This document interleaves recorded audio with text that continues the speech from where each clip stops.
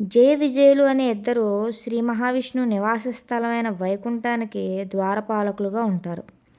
ఒకసారి బ్రహ్మమానస పుత్రులైన సనక సనందులు మహావిష్ణువు దర్శనానికి వస్తారు. శ్రీహరిని ప్రస్తుతం కలవడానికి కుదరదని చెప్పి జయ విజయులు వారిని అడ్డగిస్తారు. దానితో కోపం వచ్చిన సనక సనందులు వారిని విష్ణు నివాసానికి విష్ణువుకి దూరంగా ఉండాలని శపిస్తారు. ఈ విషయంలో వారు చాలా బాధపడతారు.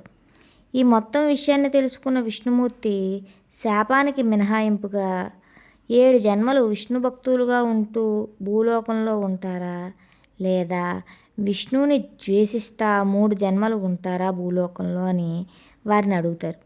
దానికి వారు, మిమ్మల్ని విడిచి 7 జన్మలు ఉండడం మా వల్ల కాదు స్వామి, 3 జన్మలు ఉంటాము అని చెప్తారు. కానీ మిమ్మల్ని ద్వేషిస్తూ ఉండడం మా వల్ల కాని పని, ఎలా స్వామి మిమ్మల్ని ద్వేషించడం అని వారు బాధపడుతుంటే వారిని విష్ణుమూర్తి ఓదారుస్తాడు.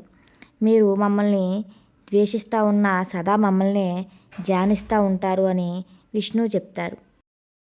అలా శపించబడిన జయ విజయులే తర్వాత జన్మలో హిరణ్యాక్షుడు హిరణ్యకశిపుడుగాను, రావణ కుంభకర్ణులుగాను, ఆ పై జన్మలో కంసుడు దంతవక్త్రుడుగాను జన్మించారు.